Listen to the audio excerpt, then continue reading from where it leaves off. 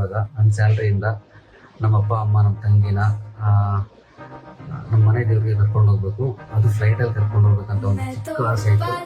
ಆಸೆನ ಈಗ ನಾನು ನೆರವೇರಿಸ್ತಾ ಇದ್ದೀನಿ.